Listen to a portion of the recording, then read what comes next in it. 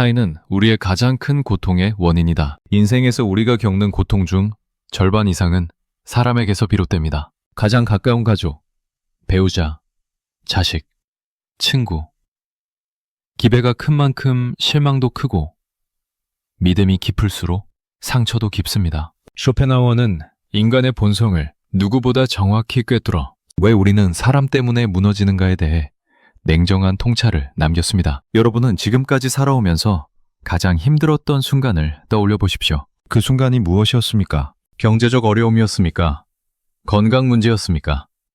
아니면 자연재해 같은 외부적 요인이었습니까? 대부분의 사람들은 이 질문에 대해 사람과 관련된 기억을 떠올립니다. 가족의 배신, 친구의 배반, 연인과의 이별, 직장 동료와의 갈등, 이런 것들이 우리 인생에서 가장 깊은 상처로 남습니다. 흥미로운 사실은 물리적 고통보다 심리적 고통이 우리 뇌에 더 오래 기억된다는 것입니다. 어렸을 때 넘어져서 무릎이 까졌던 기억은 희미하지만 친구에게 따돌림 당했던 기억은 수십 년이 지나도 선명합니다. 몸의 상처는 시간이 지나면 아물지만 마음의 상처는 평생을 가기도 합니다. 쇼펜하우어는 19세기 독일의 철학자로 인간의 고통과 욕망에 대해 깊이 연구한 사상가입니다. 그는 당시 주류 철학자들과는 다른 관점을 가지고 있었습니다. 대부분의 철학자들이 인간의 이성과 진보를 믿었던 시대에 그는 인간 본성의 어두운 면을 직시했습니다. 많은 사람들이 그를 비관주의자라고 비난했지만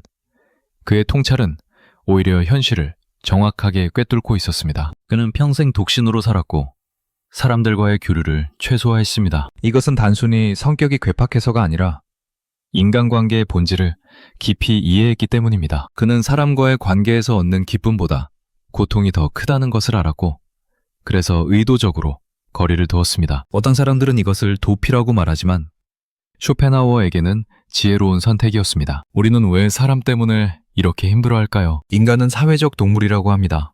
혼자서는 살 수 없고 다른 사람과의 관계 속에서 삶의 의미를 찾는다고 합니다. 그런데 역설적이게도 그 관계가 우리를 가장 힘들게 만듭니다. 우리가 사람을 필요로 하는 만큼 사람은 우리에게 고통을 줍니다. 현대 심리학 연구를 보면 우울증의 주요 원인 중 하나가 인간관계의 문제입니다. 직장에서의 스트레스, 가족 간의 갈등, 친구와의 불화, 연인과의 이별, 이런 것들이 정신 건강에 심각한 영향을 미칩니다. 반대로 좋은 인간관계를 유지하는 사람들은 전반적인 삶의 만족도가 높습니다. 결국 우리 삶의 질은 인간관계의 질에 달려 있습니다. 문제는 좋은 인간관계를 유지하는 것이 생각보다 훨씬 어렵다는 것입니다. 특히 현대사회는 인간관계를 더욱 복잡하게 만듭니다. SNS를 통해 수백 명의 사람들과 연결되어 있지만 정작 진정으로 마음을 나눈 사람은 거의 없습니다. 겉으로는 화려한 인맥을 자랑하지만 속으로는 깊은 외로움을 느낍니다. 직장에서의 인간관계를 생각해 보겠습니다.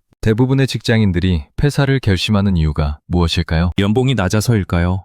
업무가 힘들어서일까요? 많은 조사 결과에 따르면 상사나 동료와의 관계 때문에 회사를 그만두는 경우가 가장 많습니다. 아무리 연봉이 높고 업무가 적성에 맞아도 함께 일하는 사람들과의 관계가 나쁘면 출근이 고역입니다. 상사의 부당한 대우, 동료의 뒷담화, 후배의 무례함, 이런 것들이 매일매일 쌓입니다. 아침에 눈을 떴을 때 회사에 가기 싫은 이유는 업무 자체보다 그곳에 있는 사람들 때문인 경우가 많습니다. 월요병이라는 말도 결국 사람을 만나기 싫어서 생기는 증상입니다. 가족 관계는 어떻습니까? 가족은 세상에서 가장 가까운 관계이지만 동시에 가장 큰 갈등의 원천이기도 합니다. 부모와 자식 간의 갈등, 형제 자매 간의 다툼, 부부 간의 불화, 이런 것들은 모든 시대, 모든 문화에서 공통적으로 나타나는 현상입니다. 특히 부모-자식 관계를 보면 사랑과 미움이 공존합니다. 부모는 자식을 위해 모든 것을 희생하지만 자식은 그것을 당연하게 여기거나 오히려 부담스러워합니다. 부모는 자식이 자기 뜻대로 살아주기를 바라지만 자식은 자기만의 삶을 살고 싶어 합니다. 여기서 충돌이 일어납니다. 성인이 된 자식들은 부모의 간섭에서 벗어나고 싶어 합니다. 하지만 부모는 여전히 자식을 어린아이처럼 대합니다. 자식의 배우자를 마음에 들어하지 않고 손주 양육에 간섭하고 자식의 직업 선택에 의견을 냅니다. 자식 입장에서는 답답하고 화가 납니다. 하지만 부모 입장에서는 자식을 위한 것입니다. 이런 시각 차이가 갈등을 만듭니다. 형제 자매 간의 관계도 복잡합니다. 어렸을 때는 함께 놀던 친구 같은 사이였지만 나이가 들수록 경쟁 관계가 됩니다. 부모의 사랑을 두고, 재산 상속을 두고, 사회적 성공을 두고 서로 비교하고 질투합니다. 겉으로는 형제를 말하지만 속으로는 서로를 견제합니다. 부부관계는 더욱 복잡합니다. 사랑하는 마음으로 시작한 관계이지만 시간이 지나면서 서로에게 상처를 줍니다. 처음에는 상대방의 모든 것이 좋아 보였지만 함께 살다 보면 단점만 보입니다. 작은 습관 차이가 큰 갈등으로 번집니다. 아침형 인간과 저녁형 인간이 만나면 생활 패턴이 안 맞습니다. 깔끔한 사람과 대충대충 사는 사람이 만나면 청소 문제로 싸웁니다. 돈을 아끼는 사람과 쓰는 사람이 만나면 경제관념 차이로 다툽니다. 이런 작은 것들이 쌓이고 쌓여서 결국 큰 문제가 됩니다. 통계를 보면 이혼율이 계속 증가하고 있습니다. 이런 3쌍 중 1쌍은 이혼한다고 합니다. 사랑으로 시작한 관계가 왜 이렇게 쉽게 깨질까요? 서로를 이해하지 못해서입니다. 자기 관점에서만 생각하고 상대방의 입장은 고려하지 않습니다. 친구 관계도 마찬가지입니다. 학창 시절에는 친했던 친구들이 사회에 나오면서 점점 멀어집니다. 처음에는 자주 만나다가 각자 바빠지면서 연락이 뜸해집니다. 결혼하고 아이를 낳으면 만날 시간이 더 없어집니다. 그러다가 어느 순간 완전히 연락이 끊깁니다. 그런데 이상한 것은 친구를 잃은 것에 대한 아쉬움보다 친구로부터 받은 상처가 더 오래 남는다는 것입니다. 친구가 나를 배신했던 기억, 내 비밀을 다른 사람에게 말했던 일, 힘들 때 외면했던 순간, 이런 것들이 마음속에 깊이 박힙니다. 직장 동료와의 관계는 더욱 계산적입니다. 겉으로는 친한 척하지만 속으로는 서로 경쟁 상대입니다. 승진 자리가 하나 있으면 함께 일했던 동료가 경쟁자가 됩니다. 프로젝트 성과를 두고 서로 자기 것이라고 주장합니다. 실수가 생기면 서로에게 책임을 떠넘깁니다. 회식 자리에서는 웃으면서 건배하지만 다음날 출근하면 또 견제하고 감시합니다. 누가 상사에게 잘 보이는지, 누가 좋은 업무를 맡는지, 누가 먼저 퇴근하는지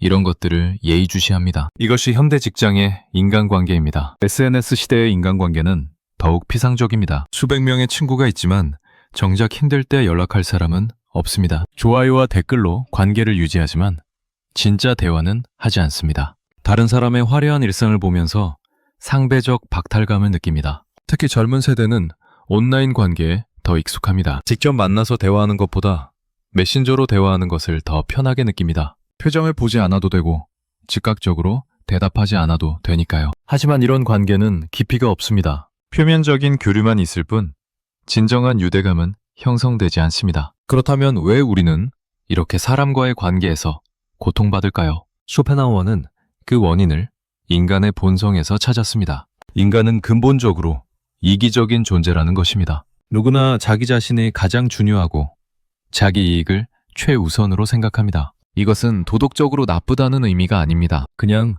인간의 자연스러운 본성입니다. 생존을 위해 진화 과정에서 만들어진 본능입니다. 자기 자신을 챙기지 않으면 살아남을 수 없었으니까요. 문제는 모든 사람이 이런 본성을 가지고 있다는 것입니다. 나도 나를 가장 중요하게 생각하고 상대방도 자기 자신을 가장 중요하게 생각합니다. 여기서 충돌이 일어납니다. 내 이익과 상대방의 이익이 일치하면 문제 없습니다. 하지만 대부분의 경우 이익이 충돌합니다. 한정된 자원을 놓고 경쟁해야 하니까요. 쇼펜하우어는 이것을 의지의 충돌이라고 표현했습니다. 모든 인간은 살고자 하는 의지, 더 나은 삶을 원하는 의지를 가지고 있습니다. 이 의지들이 서로 부딪힐 때 갈등이 생기고 갈등에서 상처가 생긴다는 것입니다. 가족 안에서도 이런 의지의 충돌이 일어납니다. 부모는 자식이 안정적인 직업을 가지기를 원합니다. 하지만 자식은 자기가 좋아하는 일을 하고 싶어 합니다. 부모의 의지와 자식의 의지가 충돌합니다. 누구도 잘못하지 않았지만 갈등이 생깁니다. 부부 사이에도 의지의 충돌이 있습니다. 한 사람은 주말에 집에서 쉬고 싶어 하고 다른 사람은 밖에 나가고 싶어 합니다. 한 사람은 돈을 모으고 싶어 하고 다른 사람은 지금 당장 쓰고 싶어 합니다. 서로 다른 욕구를 가지고 있으니 맞출 수가 없습니다. 직장에서도 마찬가지입니다. 상사는 빨리 결과를 내기를 원하고 직원은 시간을 갖고 꼼꼼히 하고 싶어 합니다. 상사는 야근을 당연하게 생각하지만 직원은 개인 시간이 중요합니다. 이런 차이가 스트레스를 만듭니다. 더 근본적인 문제는 우리가 서로를 완전히 이해할 수 없다는 것입니다. 아무리 가까운 사이라도, 아무리 오래 알고 지냈어도 상대방의 마음을 완벽하게 알 수는 없습니다. 각자가 다른 환경에서 자랐고, 다른 경험을 했고, 다른 가치관을 가지고 있으니까요. 나는 내 방식이 정상이라고 생각합니다. 왜냐하면 내가 평생 이렇게 살아왔으니까요. 하지만 상대방도 자기 방식이 정상이라고 생각합니다. 그 사람도 평생 그렇게 살아왔으니까요. 서로 다른 것이 틀린 것은 아닌데 우리는 다름을 틀림으로 받아들입니다. 예를 들어 한 사람은 감정 표현을 중요하게 생각합니다. 사랑한다, 고맙다, 미안하다는 말을 자주 해야 한다고 생각합니다. 하지만 다른 사람은 말보다 행동이 중요하다고 생각합니다. 말로 표현하지 않아도 행동으로 보여주면 된다고 생각합니다. 이 둘이 만나면 어떻게 될까요? 감정 표현을 중요하게 여기는 사람은 상대방이 사랑을 말로 표현하지 않으니 불안합니다. 사랑받지 못한다고 느낍니다. 반대로 행동을 중요하게 여기는 사람은 상대방이 말만 하고 실천이 없다고 느낍니다. 진심이 아니라고 생각합니다. 둘 다 상대방을 사랑하는데 표현 방식이 다를 뿐입니다. 하지만 서로 상대방의 사랑을 느끼지 못합니다. 여기서 오해가 생기고 서운함이 쌓이고 결국 갈등으로 번집니다. 또 다른 예를 들어보겠습니다. 한 사람은 문제가 생기면 즉시 해결해야 한다고 생각합니다. 불편한 감정이 있으면 바로 이야기해서 풀어야 합니다. 하지만 다른 사람은 시간을 두고 생각하는 것을 선호합니다. 감정이 격해 있을 때 이야기하면 더 큰 싸움이 된다고 생각합니다. 이 둘이 갈등 상황에 놓이면 한 사람은 지금 당장 대화하자고 요구합니다. 하지만 다른 사람은 시간이 필요하다고 말합니다. 즉시 해결하려는 사람은 상대방이 회피한다고 느낍니다. 시간이 필요한 사람은 상대방이 강요한다고 느낍니다. 서로 다를 뿐인데 서로를 이해하지 못합니다. 이렇게 인간은 각자의 렌즈로 세상을 봅니다. 내 렌즈가 정상이라고 생각하고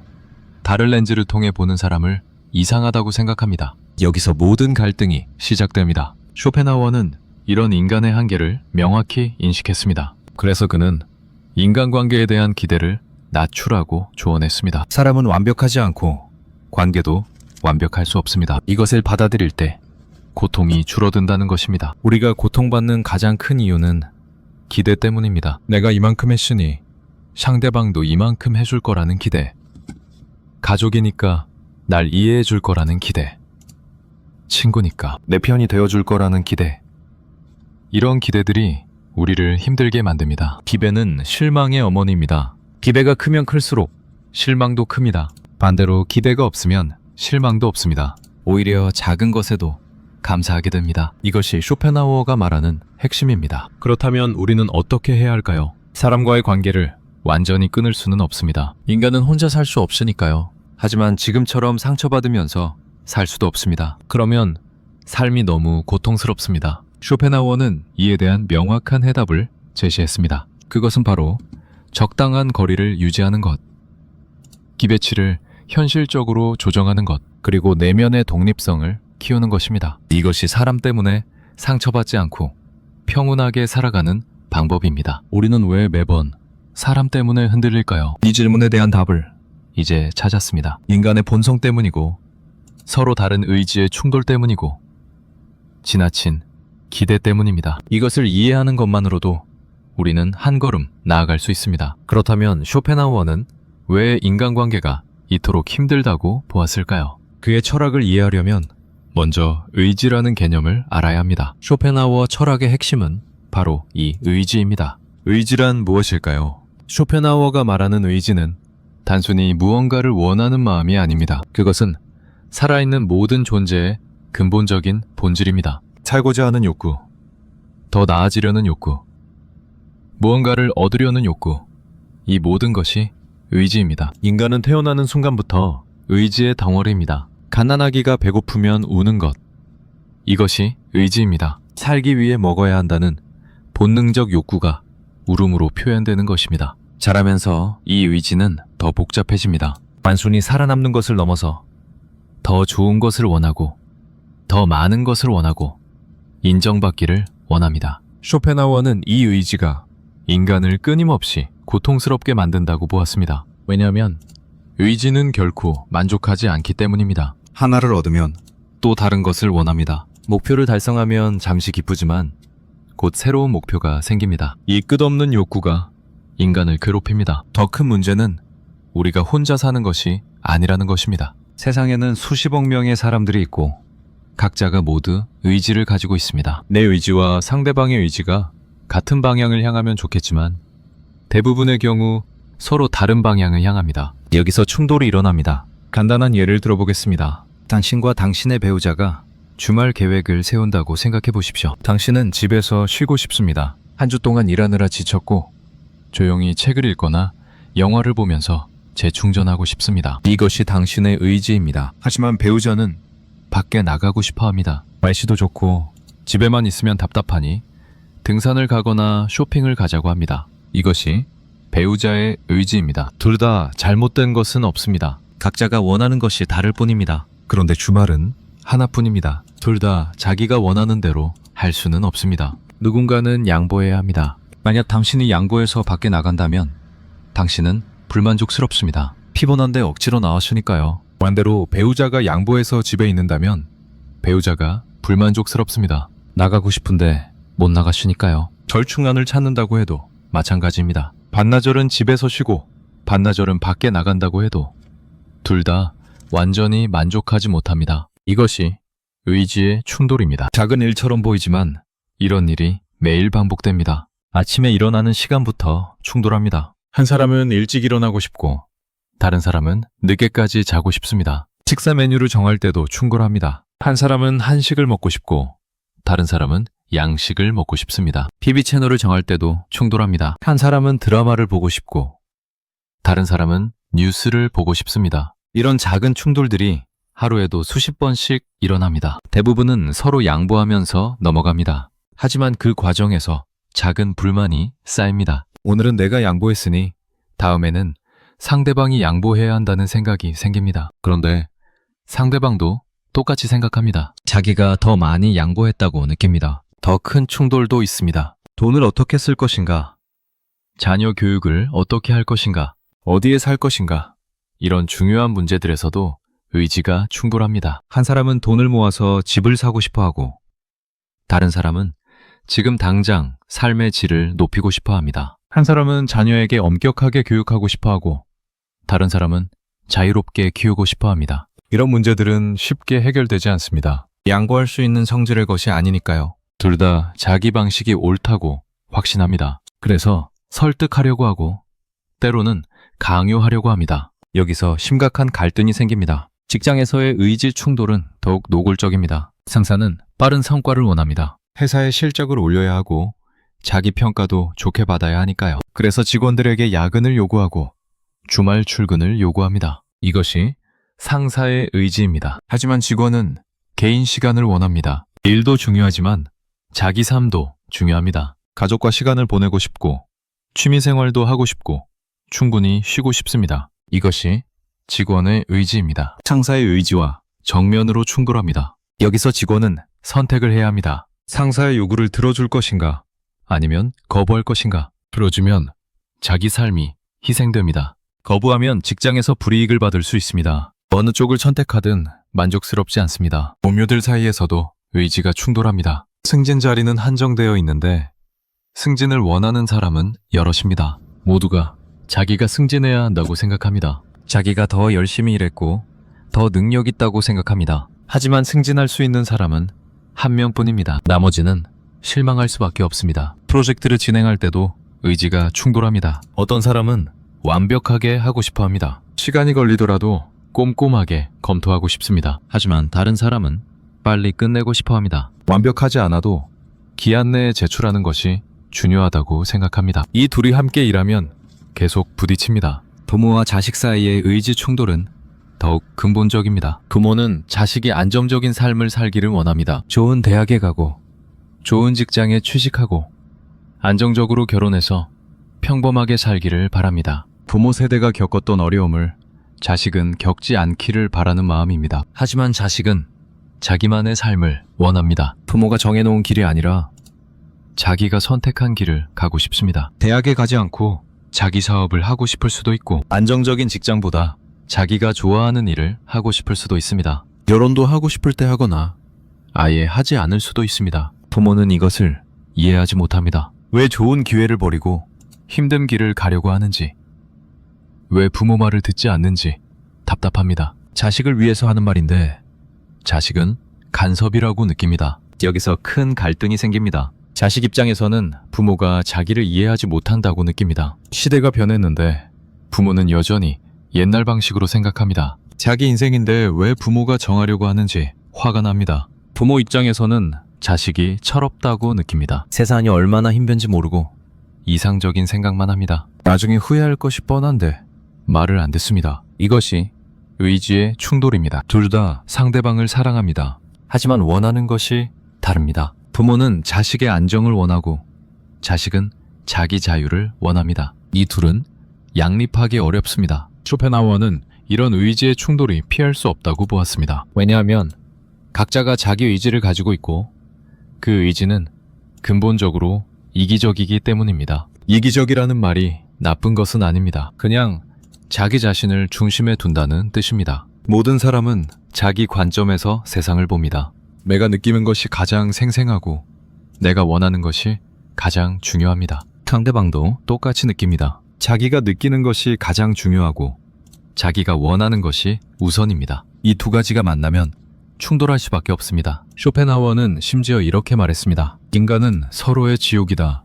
이것은 극단적으로 들리지만 어느 정도 진실을 담고 있습니다. 우리가 겪는 고통의 대부분은 다른 사람으로부터 옵니다. 혼자 있을 때는 외롭지만 적어도 상처받지는 않습니다. 하지만 사람들과 함께 있으면 끊임없이 상처받습니다. 이것은 인간관계의 역설입니다. 우리는 사람이 필요합니다. 사회적 동물이니까요. 하지만 사람과 함께 있으면 고통스럽습니다. 의지가 충돌하니까요. 그래서 가까워지고 싶으면서도 거리를 두고 싶습니다. 사랑하면서도 미워합니다. 인간관계에서 반복되는 고통의 패턴을 보면 이것이 더 명확해집니다. 첫 번째 패턴은 기배에서 실망으로 이어지는 과정입니다. 우리는 관계를 시작할 때 기배를 가집니다. 이 사람은 나를 이해해 줄 것이다.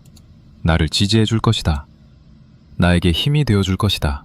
이런 기대를 합니다. 처음에는 기대가 충족되는 것처럼 보입니다. 상대방도 최선을 다해 좋은 모습을 보여줍니다. 연애 초기에 연인들이 서로에게 완벽해 보이는 것처럼 말입니다. 하지만 시간이 지나면 본 모습이 드러납니다. 상대방도 결국 자기 의지를 가진 불완전한 인간입니다. 그때 실망이 찾아옵니다. 내가 기대했던 모습과 실제 모습 사이에 간극이 보입니다. 이 사람은 나를 완전히 이해하지 못합니다. 내가 힘들 때 항상 곁에 있어주지 못합니다. 내가 원하는 방식으로 사랑해주지 않습니다. 이것이 실망입니다. 실망은 분노로 바뀝니다. 왜 내 기배를 채워주지 못하는가? 왜 더 노력하지 않는가? 이런 생각이 듭니다. 하지만 상대방 입장에서는 억울합니다. 자기는 충분히 노력했습니다. 자기 방식대로 사랑했고 최선을 다했습니다. 단지 당신의 기대가 너무 높았을 뿐입니다. 두 번째 패턴은 의존에서 고통으로 이어지는 과정입니다. 사람은 누군가에게 의존하고 싶어 합니다. 혼자서는 약하고 불안하니까요. 가족에게, 연인에게, 친구에게 기대고 싶습니다. 이것 자체는 자연스러운 것입니다. 문제는 의존이 깊어질수록 상대방에게 휘둘리게 된다는 것입니다. 상대방의 기분에 내 기분이 좌우됩니다. 상대방이 잘해주면 행복하고 못해주면 불행합니다. 상대방의 말 한마디, 표정 하나에 마음이 흔들립니다. 더 심각한 것은 상대방이 이것을 알게 되면 관계의 힘이 불균형해진다는 것입니다. 더 의존하는 쪽이 약자가 됩니다. 상대방은 의식적이든 무의식적이든 이것을 이용합니다. 자기가 원하는 것을 얻기 위해 상대방의 의존심을 활용합니다. 그러면 의존하는 쪽은 점점 더 고통스러워집니다. 상대방 없이는 살 수 없다고 느낍니다. 상대방이 떠날까봐 불안해서 계속 눈치를 봅니다. 자기 의견을 말하지 못하고 자기 감정을 숨깁니다. 관계를 유지하기 위해 자기 자신을 잃어갑니다. 이것이 의존의 덫입니다. 누군가에게 기대고 싶어서 시작한 관계가 오히려 자기 자신을 올가맵니다. 상대방을 원망하게 되지만 떠날 수도 없습니다. 이미 너무 깊이 의존했으니까요. 이런 관계는 사랑이 아니라 집착이 됩니다. 세 번째 패턴은 호의에서 배신으로 이어지는 과정입니다. 우리는 다른 사람에게 친절을 베풉니다. 도움을 주고 호의를 베풀고 배려를 합니다. 이것도 자연스러운 것입니다. 사람은 사회적 동물이고 서로 돕고 살아야 하니까요. 문제는 호의를 베풀 때 무의식적으로 기대를 한다는 것입니다. 내가 이만큼 했으니 상대방도 나에게 무언가 해줄 것이다. 내가 도와줬으니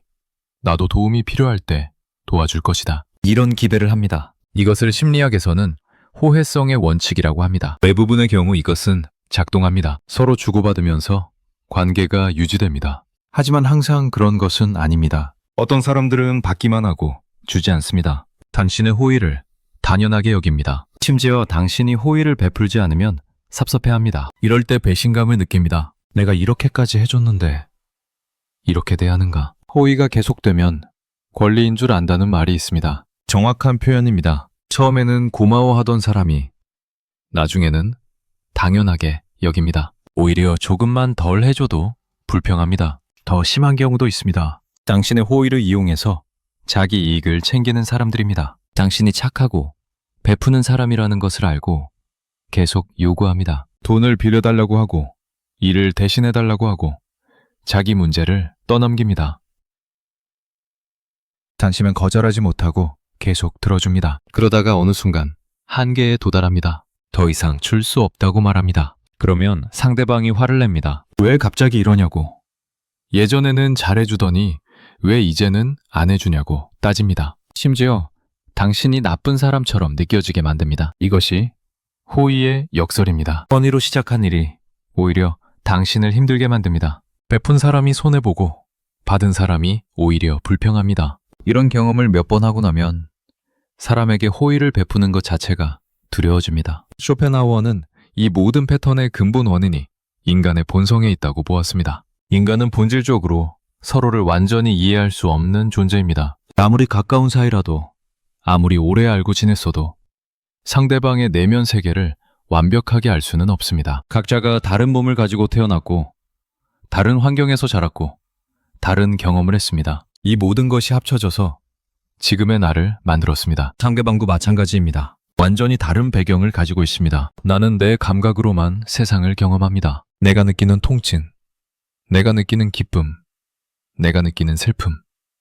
이것은 오직 나만 알 수 있습니다. 아무리 선영해도 상대방은 똑같이 느낄 수 없습니다. 상대방도 마찬가지입니다. 자기가 느끼는 것을 나에게 완벽하게 전달할 수 없습니다. 그래서 우리는 끊임없이 오해합니다. 내가 한 말의 의도와 상대방이 받아들인 의미가 다릅니다. 내가 표현한 감정과 상대방이 느낀 감정이 다릅니다. 같은 상황을 겪어도 서로 다르게 해석합니다. 예를 들어 당신이 상대방에게 조언을 한다고 생각해 보십시오. 당신은 상대방을 걱정해서 도움을 주고 싶어서 조언합니다. 선의입니다. 하지만 상대방은 이것을 비난으로 받아들일 수 있습니다. 자기가 잘못하고 있다고 지적하는 것처럼 느껴집니다. 자존심이 상합니다. 당신은 억울합니다. 좋은 뜻으로 한 말인데 왜 화를 내는지 이해가 안 됩니다. 상대방도 억울합니다. 힘든 상황인데 위로는 못 해줄 망정 왜 잔소리를 하는지 이해가 안 됩니다. 서로 상대방이 자기를 이해하지 못한다고 느낍니다. 이런 일이 반복되면 점점 지쳐갑니다. 뭘 해도 오해받고 뭘 말해도 제대로 전달되지 않습니다. 그러면 아예 말을 하지 않게 됩니다. 오해받느니 차라리 침묵하는 것이 낫다고 생각합니다. 하지만 침묵도 오해를 만듭니다. 상대방은 당신이 무관심하다고 느낍니다. 쇼펜하우어는 이런 근본적인 한계를 인정해야 한다고 말했습니다. 인간은 불완전한 존재이고 인간관계도 불완전할 수밖에 없습니다. 이것을 받아들이지 않으면 계속 고통받습니다. 많은 사람들이 완벽한 관계를 꿈꿉니다. 나를 완전히 이해해주는 사람, 내가 말하지 않아도 알아주는 사람, 항상 내 편이 되어주는 사람, 이런 사람을 찾습니다. 하지만 그런 사람은 존재하지 않습니다. 모든 사람은 자기 의지를 가지고 있고 자기 관점에서 세상을 보니까요. 그렇다면 우리가 관계에서 상처받는 것은 누구의 잘못일까요? 쇼펜하우어는 명확하게 답합니다. 그것은 누구의 잘못도 아니라고. 그냥 인간 본성 때문이라고. 상대방이 나쁜 사람이어서 상처를 주는 것이 아닙니다. 상대방도 자기 의지를 따라 살고 있을 뿐입니다. 내가 약해서 상처받는 것도 아닙니다. 나도 자기 의지를 가진 인간이고 그 의지가 좌절될 때 고통스러운 것은 당연합니다. 이것을 이해하는 것만으로도 많은 것이 달라집니다. 상처받았을 때 상대방을 원망하거나 자기 자신을 자책할 필요가 없습니다. 그냥 의지가 충분한 것입니다. 자연스러운 현상입니다. 물론 이것이 모든 것을 정당화하는 것은 아닙니다. 명백히 잘못된 행동, 해를 끼치는 행동은 비난받아 마땅합니다. 하지만 대부분의 관계에서 일어나는 갈등은 선과 악의 문제가 아닙니다. 서로 다른 의지의 충돌일 뿐입니다. 이것을 인정하면 관계가 조금 더 편해집니다. 상대방이 내 기대대로 행동하지 않아도 덜 실망합니다. 상대방도 자기 삶을 살고 있다는 것을 이해하니까요. 내가 원하는 것과 상대방이 원하는 것이 다를 수 있다는 것을 받아들이니까요. 이제 가장 중요한 질문에 답할 차례입니다. 우리는 어떻게 해야 사람 때문에 상처받지 않을 수 있을까요? 쇼펜하우어는 단순히 문제를 지적하는 데 그치지 않았습니다. 그는 구체적이고 실천 가능한 해법을 제시했습니다. 첫 번째 해법은 기대치를 낮추는 것입니다. 쇼펜하우어는 우리가 겪는 상처의 80%가 기대에서 비롯된 실망이라고 보았습니다. 생각해 보십시오. 우리가 언제 가장 상처받습니까? 기대했던 것을 얻지 못했을 때입니다. 자식에게 기대했습니다. 명절에는 당연히 찾아올 것이다. 일주일에 한 번은 전화할 것이다. 힘들 때 도와줄 것이다. 이런 기대를 했는데 실제로는 그렇지 않습니다. 명절에도 바쁘다고 못 온다고 하고 한 달에 한 번 전화하기도 어렵고 정작 도움이 필요할 때는 없습니다. 그러면 상처받습니다. 배우자에게 기대했습니다. 내 마음을 알아줄 것이다. 내가 힘들 때 위로해 줄 것이다. 나를 우선으로 생각해 줄 것이다. 하지만 배우자는 자기 일로 바쁘고 내 마음을 몰라주고 자기 자신을 더 챙깁니다. 그러면 서운합니다. 친구에게 기대했습니다. 내가 어려울 때 도와줄 것이다. 내 편이 되어줄 것이다.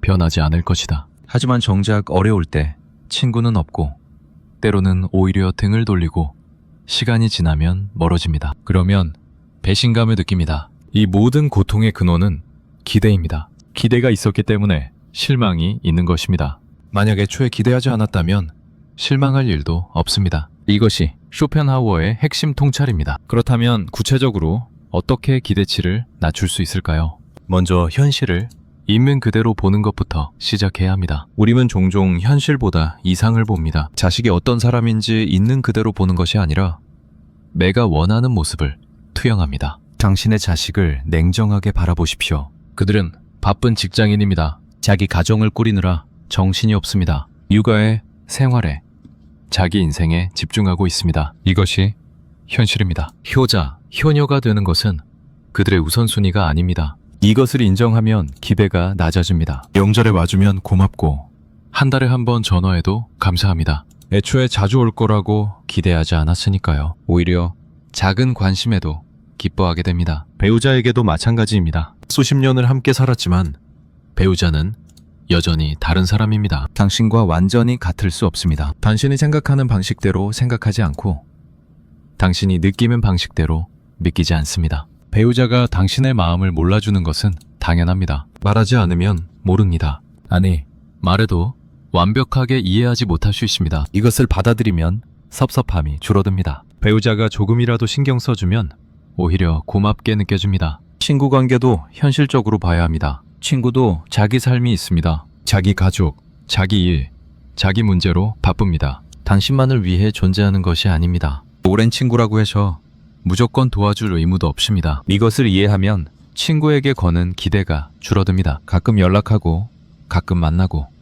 그것만으로도 충분합니다. 어려울 때 도와주면 정말 감사한 일이지만 도와주지 않는다고 해서 배신감을 느낄 필요는 없습니다. 직장에서도 기대를 낮춰야 합니다. 상사가 당신을 인정해 주기를 기대합니까? 동료가 당신을 도와주기를 기대합니까? 회사가 당신에게 공정하기를 기대합니까? 이 모든 기대는 실망으로 이어질 가능성이 큽니다. 상사는 자기 실적에 관심이 있습니다. 당신의 감정이나 노력보다 결과를 중요하게 봅니다. 동료는 경쟁자입니다. 필요할 때는 협력하지만 자기 이익과 충돌하면 당신을 배제할 수 있습니다. 회사는 조직의 이익을 우선합니다. 개인은 언제든 대체 가능합니다. 이것이 냉정한 현실입니다. 이것을 받아들이면 직장에서 받는 스트레스가 줄어듭니다. 상사가 인정해주지 않아도 괜찮습니다. 애초에 기대하지 않았으니까요. 동료가 도와주지 않아도 실망하지 않습니다. 당연한 것으로 여기지 않았으니까요. 기대를 낮춘다는 것은 체념하라는 의미가 아닙니다. 냉소적이 되라는 의미도 아닙니다. 단지 현실을 있는 그대로 보고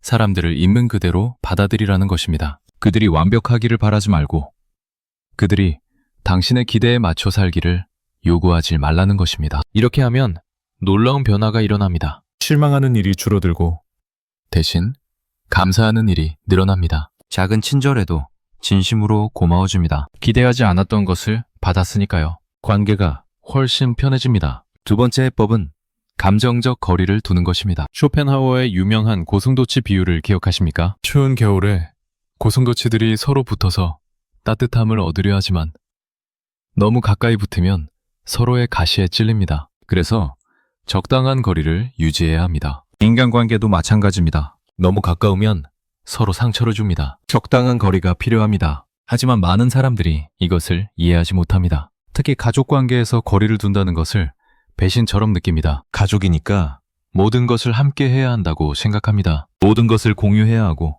항상 가까이 있어야 하고 서로의 삶에 깊이 관여해야 한다고 생각합니다. 하지만 이것이 오히려 갈등을 만듭니다. 성인이 된 자식과 부모는 적당한 거리가 필요합니다. 물리적 거리뿐만 아니라 정신적 거리도 필요합니다. 자식의 모든 일에 간섭하지 않고 자식도 부모의 모든 것을 책임지려 하지 않습니다. 각자의 삶을 존중합니다. 부모는 자식이 어떻게 살든 존중해야 합니다. 결혼을 하든 안 하든 어떤 직업을 선택하든 어디에 살든 그것은 자식의 삶입니다. 조언은 할 수 있지만 강요하거나 간섭해서는 안 됩니다. 자식도 부모의 삶을 존중해야 합니다. 부모가 재혼을 하든 취미 생활을 하든 돈을 어떻게 쓰든 그것은 부모의 삶입니다.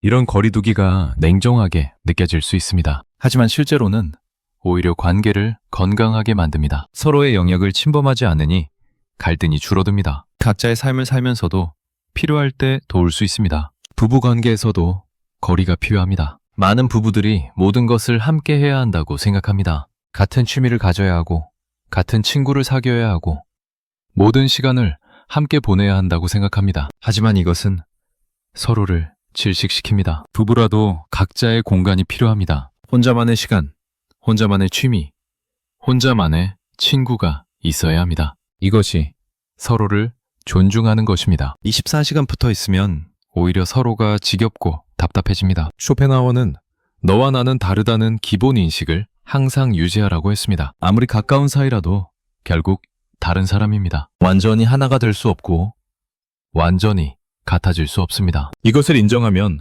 상대방에게 거는 기대가 줄어듭니다. 배우자가 나와 다른 의견을 가지는 것이 당연합니다. 다른 사람이니까요. 자식이 나와 다른 가치관을 가지는 것도 당연합니다. 다른 세대, 다른 환경에서 자랐으니까요. 친구가 나와 다른 선택을 하는 것도 당연합니다. 다른 인생을 살고 있으니까요. 이 다름을 받아들이면 관계가 편해집니다. 상대방을 내 기준으로 판단하지 않습니다. 상대방이 내 생각대로 행동하기를 요구하지 않습니다. 그냥 다른 사람으로 인정하고 그 다름을 존중합니다. 감정적 거리를 둔다는 것은 사랑하지 말라는 의미가 아닙니다. 오히려 건강하게 사랑하는 방법입니다. 상대방에게 집착하지 않고 상대방을 소유하려 하지 않습니다. 상대방의 독립성을 인정하면서도 따뜻한 관계를 유지합니다. 이것은 쉽지 않습니다. 특히 우리 문화에서는 더욱 어렵습니다. 가족은 하나라는 관념이 강하고 개인보다 집단을 우선시하는 전통이 있습니다. 하지만 시대가 변했습니다. 개인의 독립성이 중요해졌습니다.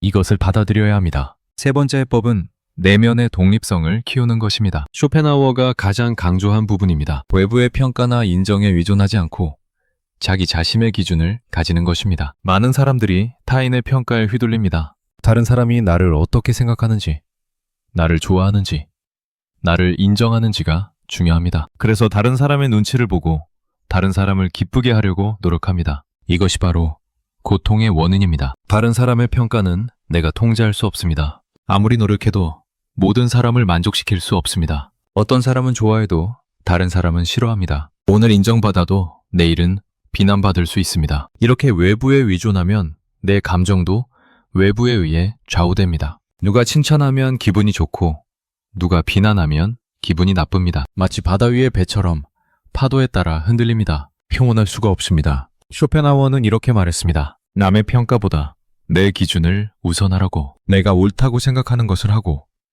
내가 가치 있다고 여기는 것을 추구하라고. 다른 사람이 뭐라 하든 상관없이 내 길을 가라고 했습니다. 이것은 이기적이 되라는 의미가 아닙니다. 다른 사람을 무시하라는 의미도 아닙니다. 단지 내 삶의 주인은 나라는 것을 잊지 말라는 것입니다. 내 행복의 기준을 남에게 맡기지 말라는 것입니다. 예를 들어 직장에서 상사가 당신을 인정하지 않는다고 합시다. 기분이 나쁠 수 있습니다. 하지만 그것이 당신의 가치를 결정하지는 않습니다. 상사는 상사의 기준으로 판단할 뿐입니다. 당신은 당신의 기준으로 자신을 평가해야 합니다. 당신이 최선을 다했다면 그것으로 충분합니다. 상사가 인정하지 않아도 당신 자신은 알고 있습니다. 자기가 얼마나 노력했는지, 얼마나 성장했는지를. 이것이 중요합니다. 외부의 평가보다 내면의 확신이 중요합니다. 자식이 당신을 효자, 효녀로 여기지 않는다고 합시다. 섭섭할 수 있습니다. 하지만 당신은 좋은 부모였습니다. 자식을 키우느라 희생했고 최선을 다했습니다. 자식이 인정하지 않아도 당신 자신은 압니다. 그것으로 충분합니다. 친구가 당신을 배신했다고 합시다. 상처받을 수 있습니다. 하지만 당신은 좋은 친구였습니다. 진심으로 대했고 도움이 필요할 때 도왔습니다. 친구가 배신했다고 해서 당신의 가치가 떨어지는 것은 아닙니다. 이렇게 내면의 기준을 가지면 외부의 평가에 덜 흔들립니다. 물론 완전히 무시할 수는 없습니다. 우리는 사회 속에서 살고 다른 사람과 관계를 맺으니까요. 하지만 적어도 그것에 휘둘리지는 않습니다. 외면의 독립성을 키우는 구체적인 방법이 있습니다. 첫째, 자기만의 가치관을 정립해야 합니다. 내게 무엇이 중요한지, 어떻게 살고 싶은지, 무엇을 추구할 것인지 명확히 해야 합니다. 이것이 흔들리지 않는 중심축이 됩니다. 둘째, 자기 자신과의 대화를 늘려야 합니다. 혼자 있는 시간을 가지고 자기 감정을 들여다보고 자기 생각을 정리해야 합니다. 다른 사람의 목소리가 아니라 자기 내면의 목소리를 듣는 것입니다. 셋째, 자기 결정에 책임을 져야 합니다. 다른 사람의 조언을 들을 수 있지만 최종 결정은 자기가 해야 합니다. 그리고 그 결과도 자기가 받아들여야 합니다. 이렇게 하면 점점 더 자기 자신을 신뢰하게 됩니다. 넷째, 자기만의 즐거움을 찾아야 합니다. 다른 사람이 없어도 행복할 수 있는 것을 찾아야 합니다. 취미든 공부든 운동이든 무엇이든 좋습니다. 혼자서도 충만할 수 있는 시간을 가져야 합니다. 이렇게 내면의 독립성을 키우면 놀라운 일이 일어납니다. 다른 사람에게 덜 의존하게 됩니다. 다른 사람의 인정이 없어도 괜찮습니다. 다른 사람이 떠나도 무너지지 않습니다. 자기 자신이 든든한 기둥이 되어 있으니까요. 네 번째 해법은 관계의 수를 줄이는 것입니다. 쇼펜하우어는 최소한의 관계, 최대한의 평온이라는 원칙을 강조했습니다. 많은 사람과 관계를 맺을수록 더 행복할 것 같지만 실제로는 그 반대입니다. 관계가 많으면 신경 쓸 것이 많아집니다. 이 사람 눈치, 저 사람 눈치 보느라 정신이 없습니다. 누구 생일이니 선물을 사야 하고, 누구 경조사니 가야 하고, 누구한테 연락해야 하고, 이런 것들이 부담이 됩니다. 더 큰 문제는 관계가 많을수록 갈등도 많아진다는 것입니다. 사람마다 의지가 다르니까요. 10명과 관계를 맺으면 10가지 의지와 부딪힙니다. 100명과 관계를 맺으면 100가지 의지와 부딪힙니다. 당연히 스트레스가 늘어납니다. 쇼펜하우어는 관계를 선별하라고 했습니다. 모든 사람과 친하게 지낼 필요는 없습니다. 정말 소중한 사람, 나에게 의미 있는 사람과만 깊은 관계를 유지하면 됩니다. 나머지는 적당한 거리를 유지하면 됩니다. 현대사회는 많은 관계를 강요합니다. SNS를 보면 친구가 수백 명입니다. 하지만 그 중에 진짜 친구는 몇 명입니까? 대부분은 그냥 아는 사람일 뿐입니다. 이런 피상적 관계에 시간과 에너지를 낭비할 필요가 없습니다. 직장에서도 마찬가지입니다. 모든 동료와 친하게 지낼 필요는 없습니다. 업무적으로 협력하면 그것으로 충분합니다. 굳이 사적으로 친해지려고 노력할 필요 없습니다. 회식이나 모임도 의무적으로 참석할 필요 없습니다. 가족이나 친척 관계도 선별이 필요합니다. 물론 완전히 끊을 수는 없습니다. 하지만 모든 친척과 자주 만나고 깊이 관여할 필요는 없습니다. 명절에 보는 정도로 충분합니다. 굳이 자주 연락하고 자주 만날 필요 없습니다. 이렇게 관계를 줄이면 삶이 놀라울 정도로 가벼워집니다. 신경 쓸 것이 줄어들고 스트레스가 줄어들고 자유로워집니다. 소수의 진짜 관계에 집중할 수 있게 됩니다. 양보다 질이 중요합니다. 물론 외로울 수 있습니다. 관계를 줄이면 혼자 있는 시간이 늘어나니까요. 하지만 쇼펜하우어는 외로움보다 나쁜 관계가 더 해롭다고 했습니다. 질라진 관계 속에서 느끼는 외로움이 진짜 외로움보다 더 고통스럽습니다. 좋지 않은 사람들과 억지로 어울리느니 차라리 혼자 있는 것이 낫습니다. 혼자 있으면 적어도 상처받지는 않습니다. 평온합니다. 자기 자신과 시간을 보낼 수 있습니다.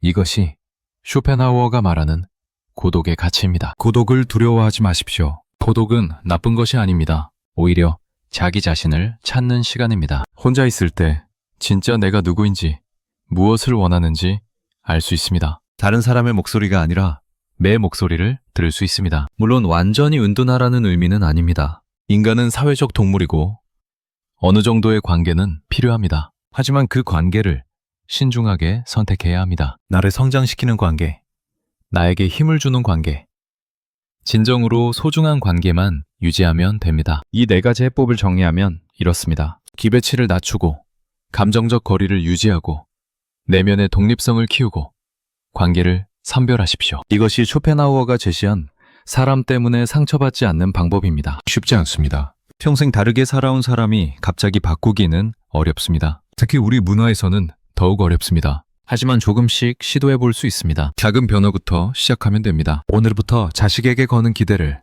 조금만 낮춰보십시오. 매주 전화하기를 바라지 말고 한 달에 한 번이면 괜찮다고 생각해 보십시오. 그러면 전화가 왔을 때 더 기쁠 것입니다. 배우자와 조금 거리를 두어 보십시오. 모든 것을 함께 하려 하지 말고 각자의 시간을 가져보십시오. 그러면 함께 있는 시간이 더 소중해질 것입니다. 타인의 평가에 덜 신경 쓰십시오. 누가 뭐라 해도 내가 옳다고 생각하는 것을 하십시오. 처음에는 불안할 수 있지만 점점 자유로워질 것입니다. 불필요한 관계를 정리하십시오. 의무감으로 만나는 사람, 스트레스만 주는 사람과는 거리를 두십시오. 그러면 진짜 소중한 사람과 보낼 시간이 생길 것입니다. 이렇게 작은 변화들이 쌓이면 삶이 달라집니다. 덜 상처받고 더 평온해집니다. 사람 때문에 무너지는 대신 사람과 적당한 거리에서 편안하게 지낼 수 있습니다. 쇼펜하우어의 철학은 비관적으로 들릴 수 있습니다. 하지만 실제로는 매우 현실적이고 실용적입니다. 인간의 한계를 인정하고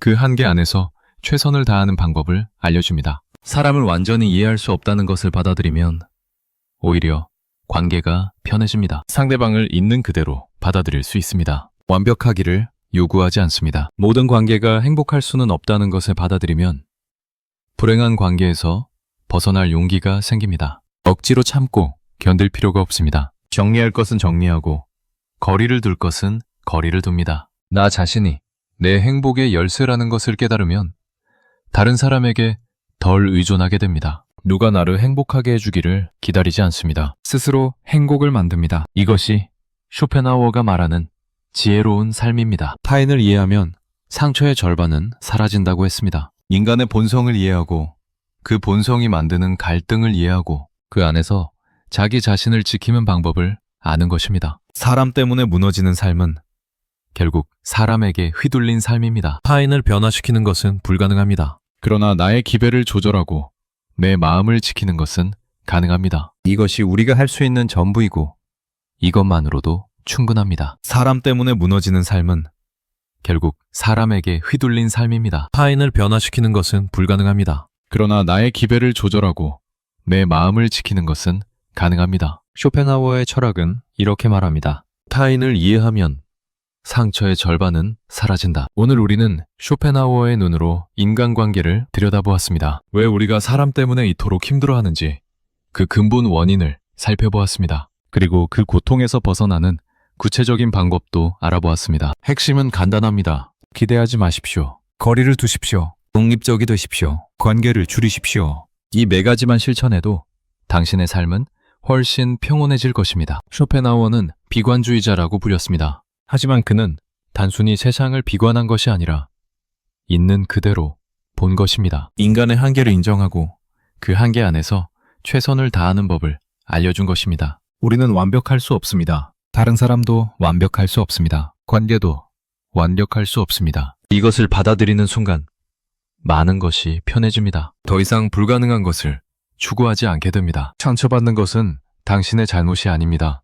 약해서도 아닙니다. 그냥 인간의 본성 때문입니다. 의지와 의지가 충돌하는 것은 자연스러운 일입니다. 이것을 이해하면 자책하지 않게 됩니다. 상대방을 원망할 필요도 없습니다. 그들도 자기 방식대로 최선을 다하고 있습니다. 단지 당신과 다를 뿐입니다. 다름을 틀림으로 받아들이지 마십시오. 다름을 인정하고 존중하십시오. 인생은 짧습니다. 그 짧은 인생을 사람 때문에 괴로워하며 보내기에는 너무 아깝습니다. 당신에게 상처 주는 관계에서 벗어나십시오. 당신을 지치게 만드는 사람들과 거리를 두십시오. 대신 진짜 소중한 사람들에게 집중하십시오. 그리고 무엇보다 당신 자신에게 집중하십시오. 당신의 내면을 키우고 당신의 삶을 살고 당신의 행복을 만드십시오. 혼자 있는 것을 두려워하지 마십시오. 고독은 당신의 적이 아닙니다. 오히려 당신을 성장시키는 시간입니다. 고독 속에서 당신은 진짜 자신을 만납니다.